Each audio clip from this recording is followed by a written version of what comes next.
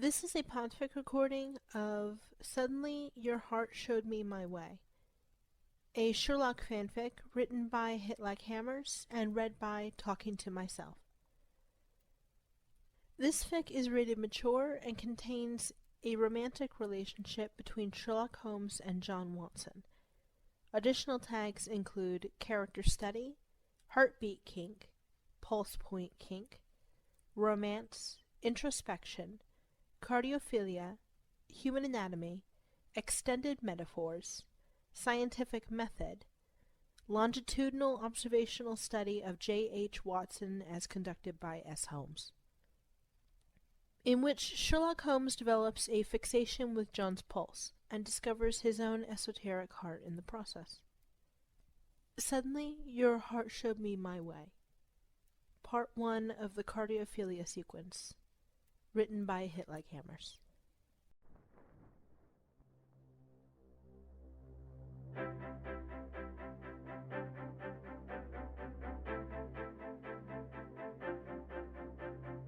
Some say follow your own heart, it will never lead you astray.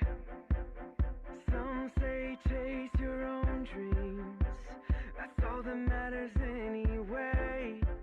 Well, I've been there, done that, tried that, lived that way like it was all for me. And I came back, found out truth is, turns out to get me where I'm meant to be. I gotta follow your heart. The first data he collects is gathered and processed with utter disregard for the standard experimental model. His Cambridge supervisors, he knows, would be appalled. The instance in question takes place in the preface to their unfolding story, that extended encounter proceeding from the first that leads into everything else, the breathing space between reaching and grabbing and holding and texting and sending that should be boring by definition, yet proves anything but. It's a matter of moments, the brush of fingers, of flesh, of tendons straining about bone as a subtle drag of phalanges ensues, friction between dry palms. Mundane, but Sherlock can't help himself. It is evidence. He is predisposed to collect it by his very nature, his own categorical imperative. The contact itself is brief, may very well be anomalous with regard to its content and thus requires further investigation from the very start. But it's poignant, and Sherlock cannot quantify the desire to trust it. Uncharacteristic, alarming, but his senses insist, so trust it he does. His senses never fail him. The rhythm he detects is a steady, measured march, military, rote and ready, a tap, tap, tap at the wrist, precise. Just 3 quick beats caught out, spontaneous, abrupt across a scant 1.697 seconds of actual contact, just over 106 beats per minute, elevated, not yet alarming. There's something tight about the cadence, he notes as a secondary, perhaps a tertiary consideration.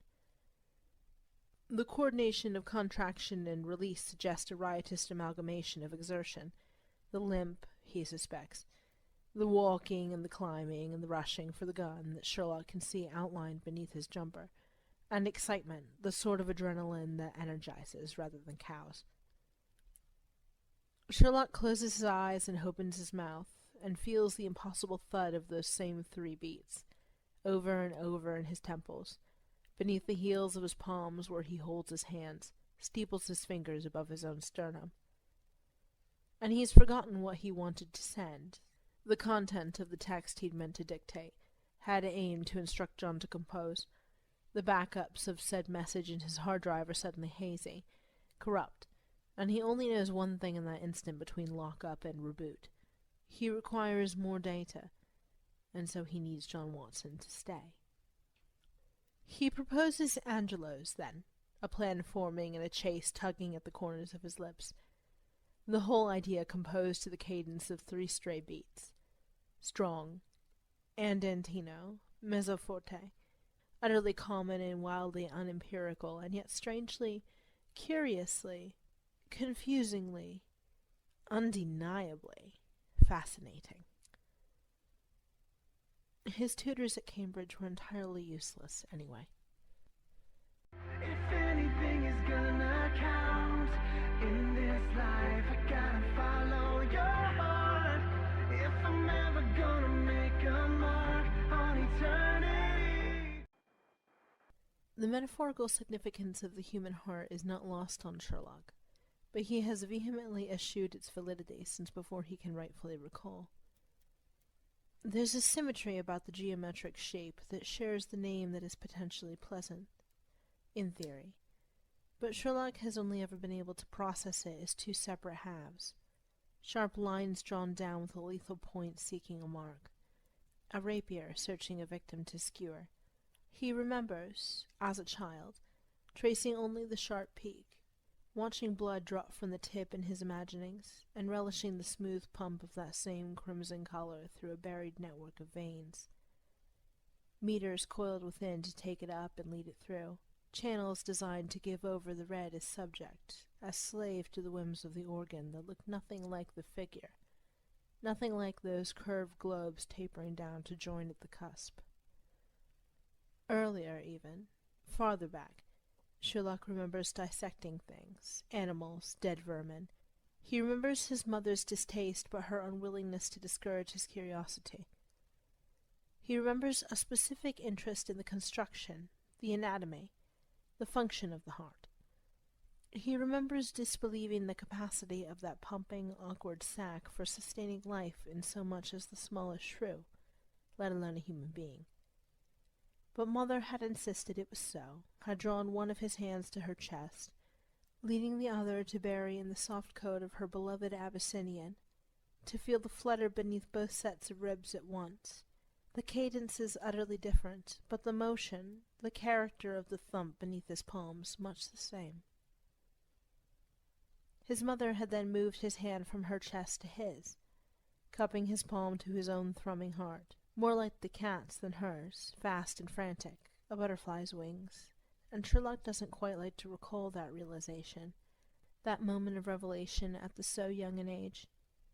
He doesn't like to dwell on the way his mother's affection had rushed warm in his chest cavity along with that small muscle stance, the way her voice had told him, soft and sure and distant but deep, that should his mind ever fail him, ever drive him to such doubt again, should it ever convince him to deduce that no odd conglomeration of chambers and tubes could possibly drive the most trivial and vital forms of life alike, not ever, should his mind wander astray, his heart would always lead him true.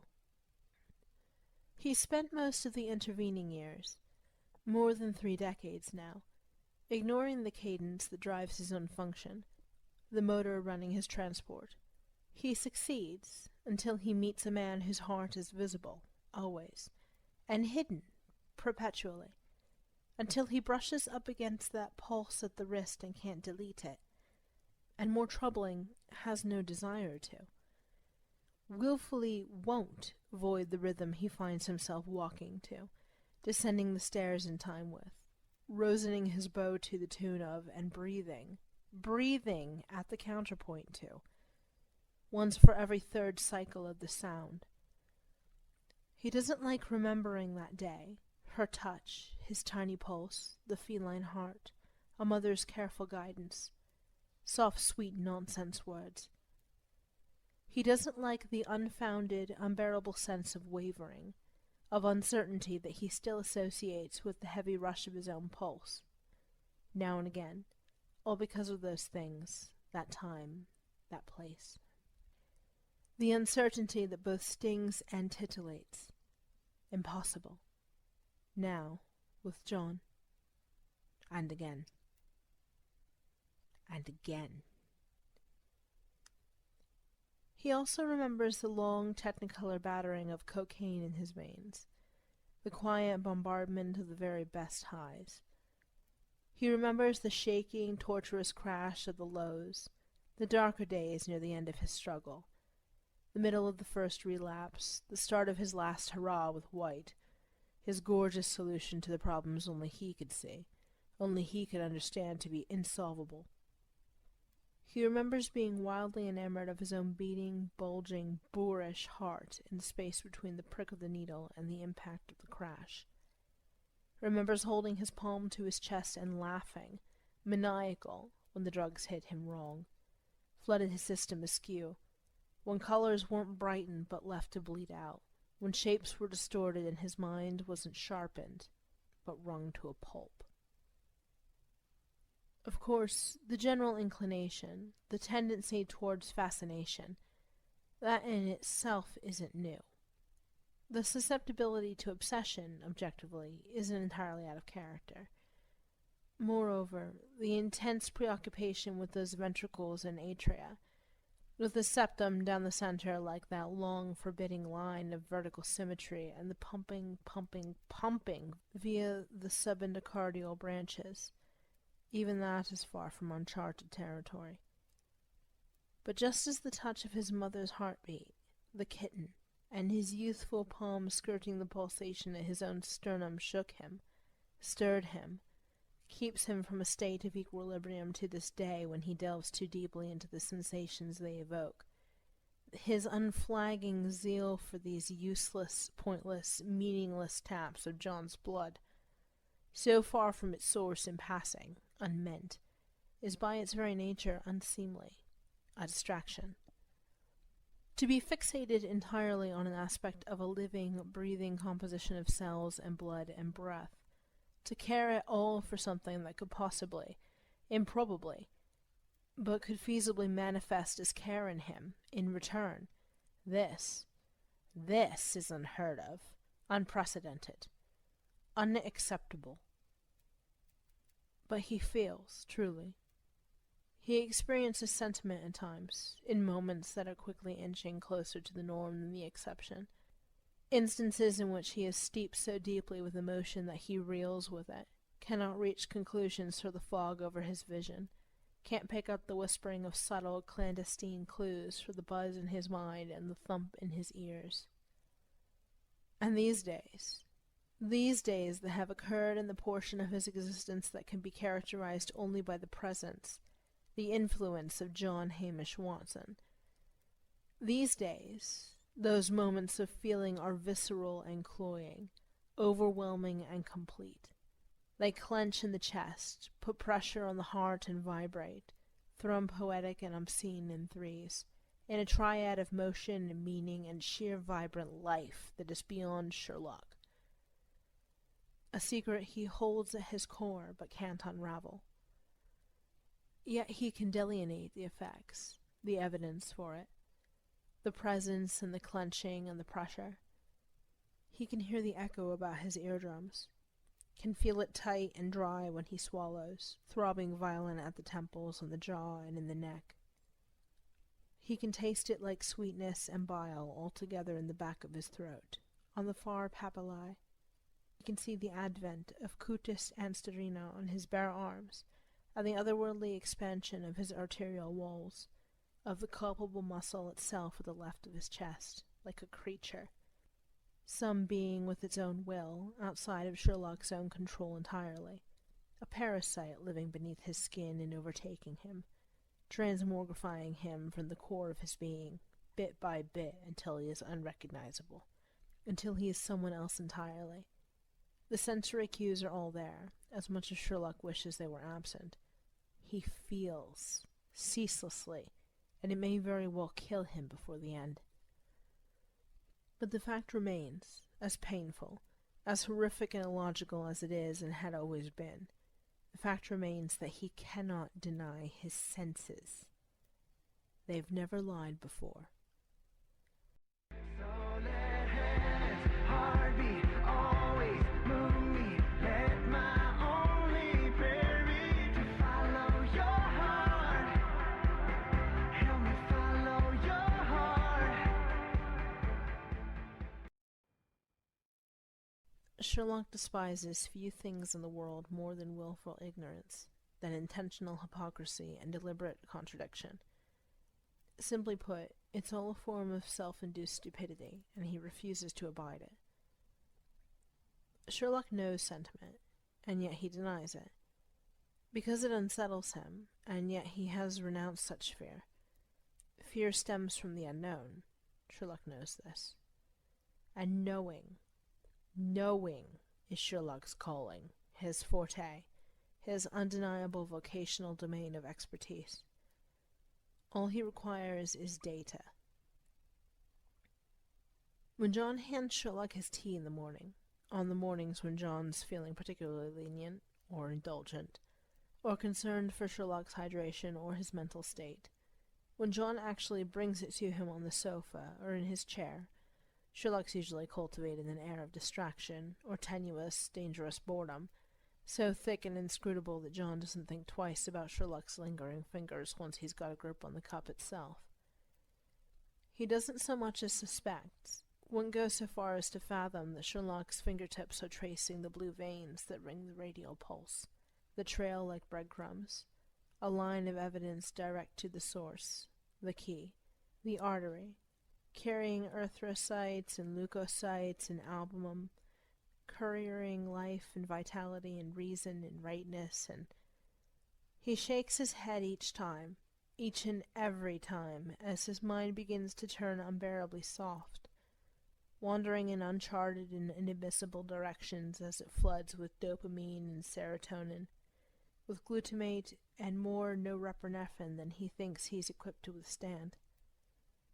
Every time he exhales, careful, controlled, and lets go, the pads of his fingertips tapping shallow, inconspicuous into the lukewarm china of his cup, keeping time with the beats he knew, the beats he touched, the same recurrent surge pressed soft into the winding lines of his fingertips, singular and sure. He shakes his head and returns to his cuppa, and thinks quite pointedly about all the things in the universe that are not John Watson or his pulse, or Sherlock's own traitorous heart making it ever so difficult to swallow his tea.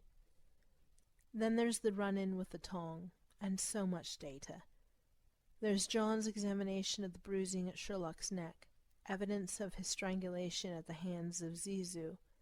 John's fingertips, the pads of his thumbs, they are veritable wealths of information. The way he feels, strokes, presses, palpates, the way his fingers tap, pulse unintentional, unconscious against the throat, the way they brush at Sherlock's own pulse, there, and send it racing for reasons untenable, uncertain, the way John's heart loses tension and rapidity when he rolls out a fractured larynx, 115, tracheal deviation, 102, and hyoid fracture, 93, in turn, and Sherlock barely dares to hypothesize as to what those changes might mean, hardly bothers to conjecture, because there is not enough data to reasonably extrapolate, yet he experiences the desire to wonder nonetheless, to wonder with his thrumming heart, and that is troubling. There's John's pulse steeped in guilt, for Su Lin and for putting Sarah in danger, visible at the throat, both times, 119 and 108 respectively, controls for physical exertion impossible to adjust for with accuracy, though supplemented with brief physical contact at the clavicle, a supportive clamp of the hand in passing. The beat is loose, languid, quick but inefficient, not powerful, drained, fitting. Sentiment. There's John's heart and its rhythms with a gun to his head, made prominent given the angle at which he holds his neck against the promise of a bullet to his brain. And Sherlock's body, traitorous wretch that it is, no wonder he's seen fit to ignore it.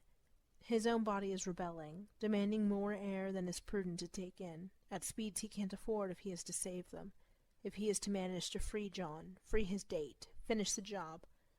His lungs are tight against his wildly pounding heart, and he's slightly dazed with it, for an instant before he reasserts control, mind over matter, master over transport, and watches John's neck trembling with breath and the beat of blood, of a muscle working hard to meet demands, 131 and fluctuating, hard to tell precisely at such distance, in such light. More frequently, though, more recurrently, it happens when they're running. When they've stopped their running, he can see the ebb and flow, the impossible cycle of endless tides pressing, encroaching on John, pushing at the shore of him, the banks of his skin at the neck, eroding the boundaries between flesh and blood. He can see John's chest heaving wildly, and his mouth open, gasping but quirked upward at the corners. Thrilled as his eyes shine, his pupils widening in the dark, open and vulnerable and gleaming, almost pulsing in time with the waves at his throat. Imagined, probably, but Sherlock's just as enamored with it, just as taken in and grasped and held. And John's rather fit, to be sure, and his heart can handle the effort, has handled it, has handled worse, more, has had greater feats demanded of it. Survived Afghanistan, in fact. John's heart is as healthy as John is, as unbroken as John's resolve, and yet Sherlock feels something oddly unsettling at watching the blood bristle, barreling like a freight train through arteries under the flesh. Feels something disconcerting and tight in his own chest at the thought of how that pivotal organ contracts, how the precarious electrical impulses cause it to contour under his ribs at such an incredible pace, with such immense intensity, such velocity. There's something Sherlock doesn't approve of, can't rest comfortably with in that riotous, raging beat at the neck, even as it settles, recedes. There's something simultaneously frightening and worthy of reverence there, and Sherlock Holmes has never known fear, has never found an entity worthy of worship or respect before in his life. Sherlock Holmes is out of his depth, and such a state of being is relatively unprecedented. It's unprecedented, and he is understandably wary, so he watches. Carefully. He watches carefully, pointedly, harnesses his attention and his cognizance and his observation, musters all the pieces of his consciousness to that thrumming, that steadfast and powerful rhythm, like a caged bird at the throat, those frantic wing beats transfixing, almost elegant, as Sherlock's eyes refuse to focus on anything else. 173, and holding. No. Slowly decreasing, pounding, moving the skin with such force, coupled with the waves of his laughter. Joyous, never waning, like he's always just this side of amazed that this is his life, that they're doing what they do, that he made it back from the war in the first place, that they've survived to see another sunrise, or maybe some of both, or all, and more. Sherlock cannot be sure. He wants to be sure. He wants to know what that muscle sounds like, suddenly. Notes the timbre of his own is inconsequential unless it matches, can be used to deduce the pitch of John's powerful, unwavering, unyielding, laid-bare heart. Laid bare. And yet there's so much Sherlock doesn't see, so much that he needs to know. 2 minutes after they've stopped, and John's pulse is down to 117, steadily dropping, returning to its normal, reliable diligence, keeping John alive and well and present and real and whole. 2 minutes after they've stopped, and Sherlock's still gasping. It's not for the exertion. He's having trouble again with the swallowing of his own saliva, with the tedious task of taking in air. His chest is suddenly sore, quite uncomfortable. Sherlock knows these things. Sherlock has the data to support these claims. The conclusions, though, the conclusions are shaky at best, indefensible. Further observations required. I don't need a second opinion. You just say the word, I'll go. And I don't need any convincing to walk along a narrow road. 'Cause I'm all in, sold out, can't turn back now. These are more than empty words. For the things that I want, I trust you, God. I'll just keep the first thing first. It's dark in the flat, after, when they return. Alive. Whole. It is dark, and Sherlock is sitting in his chair, fingers steepled in midair before him. The contact, the opposing force of both hands wed together in a space is meant to steady, to still. It fails. He shakes. I will burn you. He hears it. Not an echo, but the voice itself, as strong as it was and then amplified, shouted to overcome the thrill of Sherlock's strung-out pulse. More frantic and unwieldy than he's ever known it. Semtex, and John's skin lit up with stray laser wavelengths of red, managing feats that cocaine and the promise of nigh certain death had never quite achieved. I will burn the heart out of you. Repetition is pointless. Pedestrian. Dull. Sherlock knows this, and he knows his new opponent.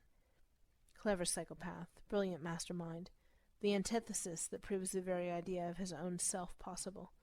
Sherlock knows his nemesis. Repetition is meaningless and trivial, the mark of an inferior mind. Sherlock knows this. Clarification, however, can be enlightening, can be crucial. As it happens, though, there's a battering ram at the center of him, suddenly. An enemy force that's trying to crack his sternum and putting up a good job of it, all things considered.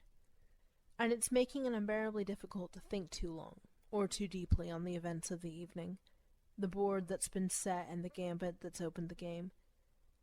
Instead, his hand gravitates to his chest, beyond his conscious control, and he can feel it, the thrashing. And it's not quite a battering ram. It can't be, because the physics is impossible. Any pendulous apparatus delivering such force upon impact could not complete its cycle of motion so swiftly, would have to yield to unforgiving momentum before it could lay siege again. The pummeling in his chest cavity is something more vicious, more precise and unremitting. It's friction and fierceness, and it's oh so very fast. But it's not until John walks into the room, makes eye contact with Sherlock and frowns, asks with clear and honest concern whether Sherlock is okay, that Sherlock realizes how fast, precisely, how very out of control it's all become. John asks if he's all right, or else this is what Sherlock assumes he asks, because above the heavy impact of the sound that stirs him from the center of his chest out to his limbs, up to his skull and down to the soles of his feet, above that there is static, and then there is the dim hum of a voice that Sherlock always hears, always detects on some level, has done from the moment it rebounded from boundaries of the lab, a certain pitch that caught, that resonated with something deep-seated and already primed within Sherlock's mind, a complement to the whir of his neural processing, his thoughts in motion. Sherlock assumes that John asked the question once, because when John states his name, sharp and seeking response, reciprocation, it's in a certain tone that Sherlock recognizes as combining both exasperation and mild concern, and hearing it, allowing it to sweep him away from his own mind. It erupts in an inferno through Sherlock's chest as his eyes snap open and widen, finding John standing over him now, steady, sane. Sherlock. He files away the soft pulsation in John's neck. 102. Accounting for the snipers and the explosives and the necessity of repetition, accordingly before he focuses, blinks and processes John's voice. Are you all right? Repetition. Dull. Clarification. Crucial. You. The self. The circulation. The him. The heart. The whole. The heart in him and the him in his heart, and which him, which heart, inside or out, and which sat where, and which thrums faster and stronger, which takes on significance and suffuses, soaks it up until the meaning and the muscle and the meter and the man are indistinguishable, until the evidence is so alike that no lines can be drawn. Repetition, clarification, emphasis, intent. John, who had been twice marked for death just that evening alone, looming and steady and asking. Twice. Ah. The pieces are beginning to coalesce. And for the first time in his life, Sherlock almost wishes they'd remain disparate, disconnected. He almost yearns for ambiguity, for the mysteries that remain unsolved. Upon watching the pulse in John's neck, Sherlock's heart calms at the intake. The presentation of proof. The soft balm of John's pumping blood slows Sherlock's in turn by a whole 17 beats to the minute. As John's pulse disappears, too soft to be seen, Sherlock surges, tight and tense, back up by 30 BPM. Almost.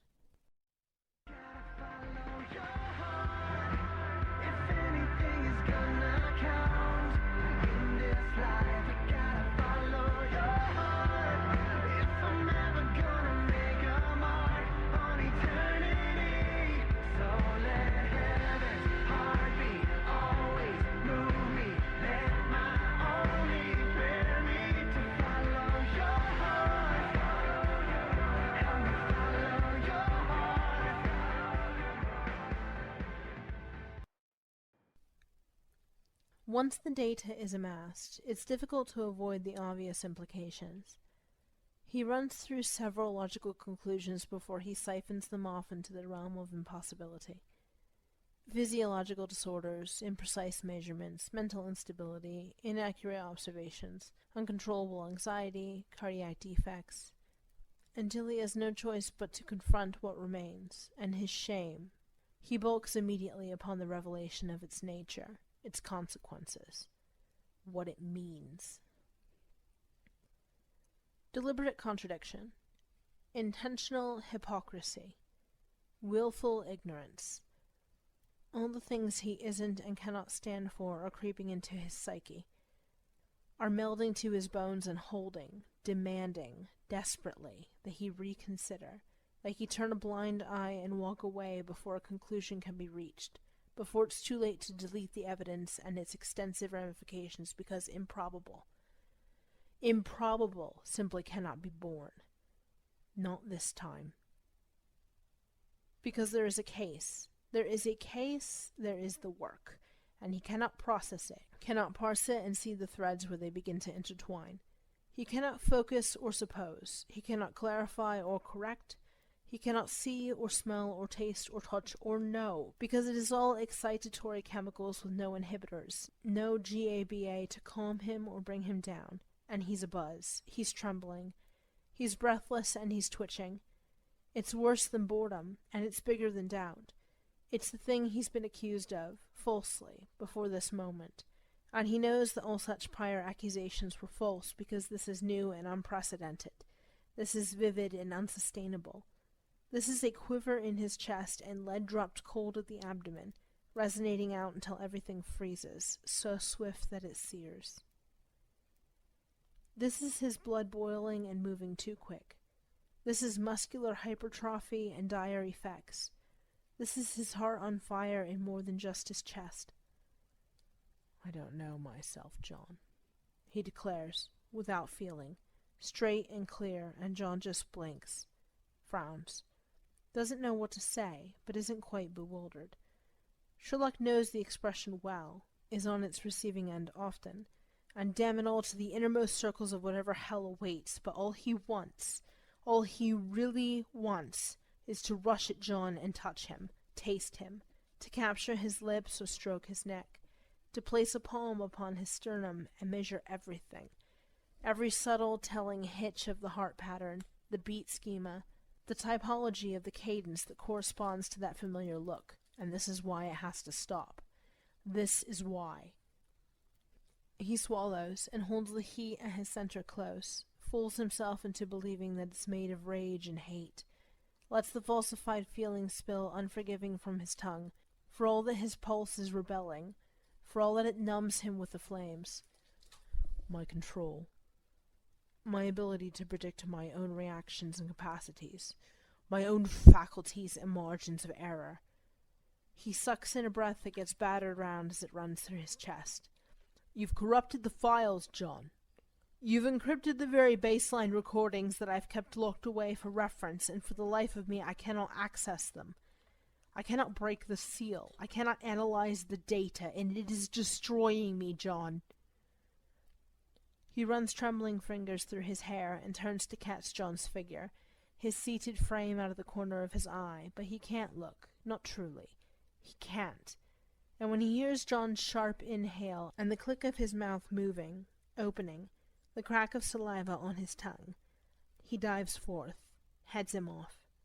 My senses are as keen as ever, and yet they're misaligned. Everything is skewed, shifted, the apex and the center and the point of balance and focus. It's all wrong now. It's all of it tilted off, and Sherlock bites his tongue for a moment, an ill-advised experiment, tries to trap his ransacking, railing heart between his teeth and pierce it, stop it, kill it dead but for naught. Something tight and keening gathers in his throat beneath the pressure and nearly makes itself known, dangerously close to a sob when he opens his mouth and finishes, breathless and bent. "And it's your fault!" He inclines his head, angles the lids of his eyes just so that John will know beyond a doubt what Sherlock is trying to say, so that John will have a certainty that eludes even Sherlock himself. "It is absolutely your fault. You are to blame for this travesty, this monstrosity. You are the reason I have become—" And the crack he swallowed once is too determined to be silenced twice, his own will too strained to tamp it down again as his voice falters, breaks. "This." He takes deep, gulping breaths as quietly as he can, trembles, and spits with the most acidic vitriol he possesses, turning out the burn in hopes of saving his insides, the heart of him from complete destruction, but it doesn't help, just deepens the ache. "I am a disgrace. I am a feeble, useless, distracted abomination. You have poisoned me, ruined me, reduced me to nothing more than a pitiful excuse for a detective, for a mind, a—" Sherlock's phone rings, and it so rarely rings with a proper call that the sound of it stops everything, cuts a knife through the moment that has settled, still and stifling between John near the window and Sherlock cast within the shadow play of late afternoon. Sherlock's chest heaves, his lungs working double because his heart's too eager to be seen and heard and known, to express its displeasure and the unconscionable way it's wanting, willing, threatening to split down its seams and break in two. And Sherlock won't have that. Sherlock can't have that, and the ringing is gone when John meets his eye, and Sherlock can't have that either, so he turns away, looks for his mobile just as John rises to grab it, to check the screen just as the chime for a text plays, shrill. "Lestrade," John announces, neutral but clipped, and that wretched heart in Sherlock's chest trembles on at the sound, at the buried depths that shiver in time with that voice. "Suspects napping about in Greenwich. He'll meet you there." Sherlock lingers, dwells upon the you, the self, the singular. The heart of him takes note and thumps, feral and futile and fierce to the point where he has to plant his feet, has to hold firm against its virulent barrage as bile rises in his throat, and he wonders, frantic, diminished, whether the singular self has a heart worth noting, whether the beat he's braced against is even real when it stands all alone, the heart, the whole. But he feels it. It is undeniably, unrepentantly real. "Shall we?" John's voice filters, always heard. Sherlock pauses, and the hammering stills in kind, if only for a moment. John is standing 2 steps down, jacket zipped, his body visible at the angle of departure from only the mid-thigh up, and he looks at Sherlock. Not warmly, but determined, prepared, awaiting. Sherlock breathes again, and alights the stairs. I'll count it all as joy to give this life away, away. There's not a cost too high, a price that I won't pay to follow your heart. The protocol is rudimentary, predictable. The address that accompanied the text leads them to a dilapidated warehouse where Lestrade is already waiting. He tells Sherlock to wait until they have secured the perimeter. Sherlock doesn't bother refusing before he's gone through the door. As for the tension that may or may not exist between himself and John after the words exchanged, more delivered, really, for there was no dialogue, no repartee on John's behalf. Well, John's at his heels, jumps a bit so that he's properly at Sherlock's side, gripping his firearm as he enters the silence that stretches from wall to wall inside, as he always does, as Sherlock has observed time and again. Thus, Sherlock's willing to let it all slip from his mind for the moment, allows himself to attribute the thrumming buzz of his blood now to the chase, and the chase alone. They split, left to right, coordinated without words as they weave through the partitions, the remains of a distribution line long abandoned and unused, and Sherlock's pulse gives an odd little flutter that he cannot understand at the way they communicate, at the way John's still here, at the way it feels right despite everything, anything else. Sherlock moves quickly, lightly, darts and judges sounds, shadows, applies his own well-tuned sense of placement and space to take the correct turns and detect any signs of life apart from his own. He is playing the game now. He is re-immersing himself in the world that he knows and holds dear, and it is liberating. It is beautiful and safe, and he has found nothing, observed no sign of the perpetrator he is after just yet, but it's coming. It must be. He sees everything. He hears everything. He knows. There's a gunshot. It sounds like a sig, but the reverberation, the cavernous ceilings and empty space around them distorts it, and Sherlock cannot be certain. Can't parse out the waves as they hit and rebound, the angles of their motion and deflection, and frankly, John's not the only one who carries that piece, even if he could pin it down. And to be truthful, to extend the facts to their reasonable conclusions, even if he could pin it down, it wouldn't matter. Where there was everything before, there is now only the one thing, the one pulse, his own, and the sinking feeling at knowing that John's is beyond his reach, possibly forever. Possibly. Probable. Impossibly. No. Sherlock's heart is suddenly pumping at 3, no, rapidly approaching 4 inefficient beats per second. Less like individual beats now, and more like a tremor. Like John's tremor that's cured and gone, but if it hadn't been, if it persisted still, and if trite metaphors and sentimental imagery truly could manifest themselves in the flesh, then perhaps the shivering muscle beneath Sherlock's breast is currently being held inside that hand, balanced precarious in that shaking palm to be squeezed, delicate and frantic and harsh so that the fingernails sink into the warm, wet red of its shape.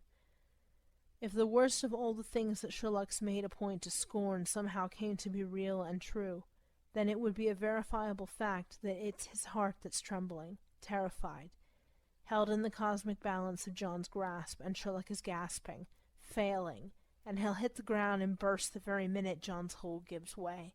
Lets go, flees this world and leaves Sherlock to bleed, the heart flailing for endless moments after life is lost, is gone. The heart, he thinks, hears it echo through the ether, in his ears and off the high ceilings and through the water of a pool as he drowns, cannot breathe as he burns from the lungs out, and he runs. The heart of him. The heart was always the key to it all, from the very moment it ceased belonging to him alone, stopped claiming just his own chest as its home. It is only later that he is able to recognize that the flood of catecholamines, that the so-called fight or flight response will have robbed him of everything aside from the capacity to run. Will have made it utterly impossible for him to see anything outside of the tunnel, the narrowing of his vision to what is directly in front of him, to what is immediate and not peripheral. He'll realize that at such a pace his heart could not have been fueling anything more than the bare essentials of survival. He couldn't have perceived anything, really, nothing close enough to matter above 175 beats to the minute. Near-sighted vision would have been lost entirely. No precision. His complex cognitive function, his fine motor skills, all of it compromised. No depth, just surface. Just the barest impressions. Nothing of substance. Not like this. He'll see these things later. He will note these confounds in retrospect, but he will not dwell on them. He will not dwell because the survival his heart vibrates, hums and claws at in those moments centers solely on the well-being of one man. Just one. And that man is not peripheral.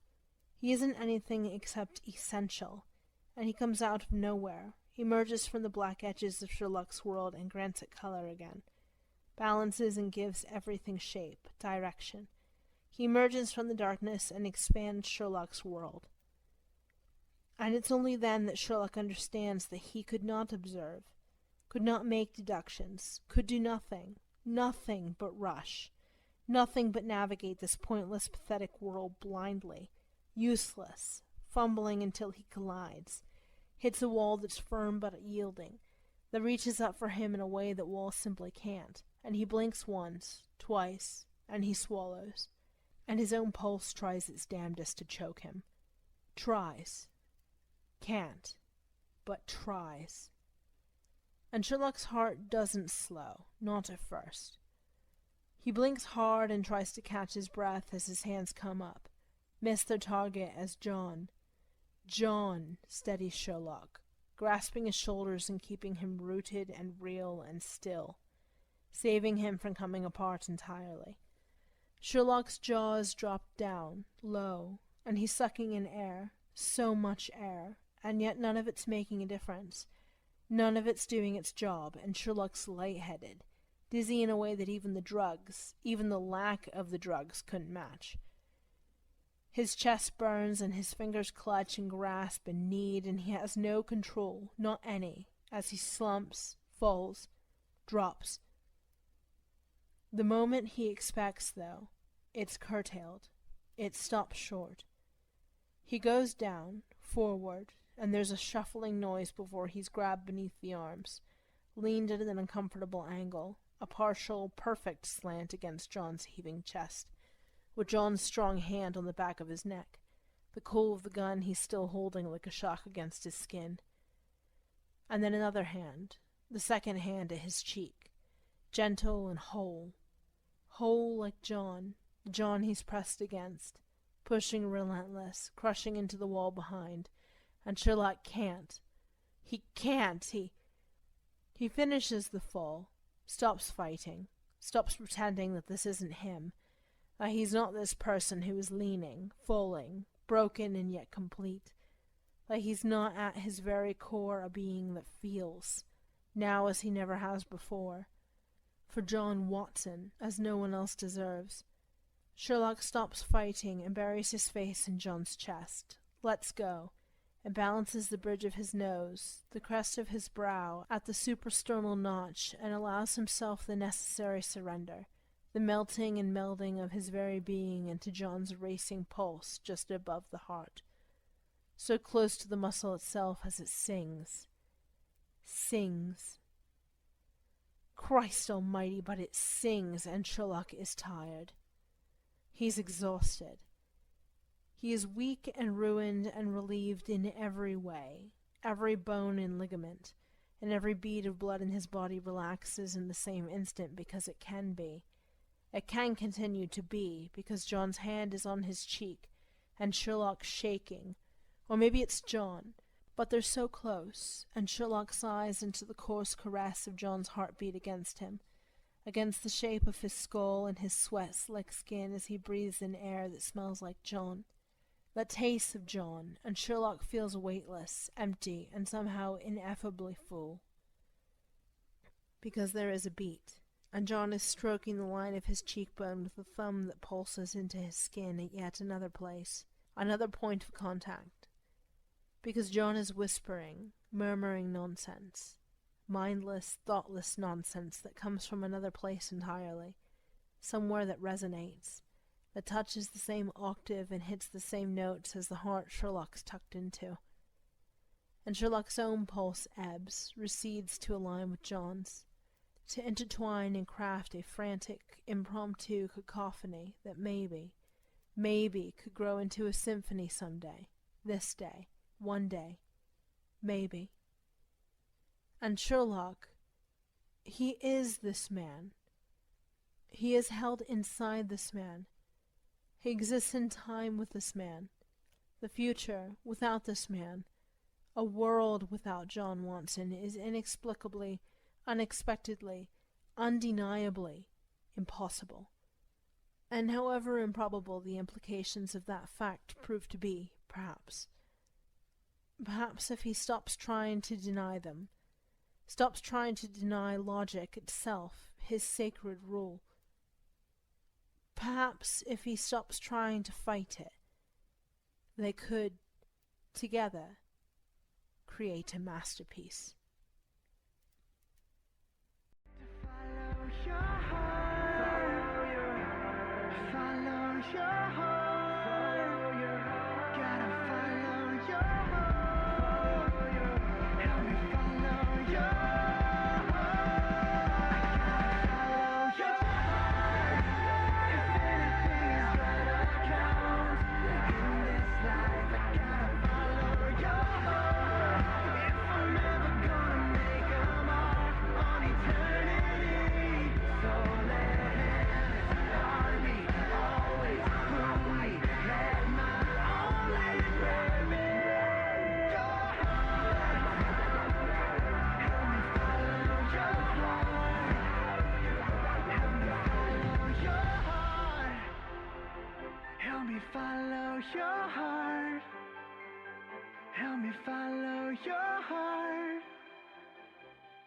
Follow your heart. This concludes the reading of Suddenly Your Heart Showed Me My Way.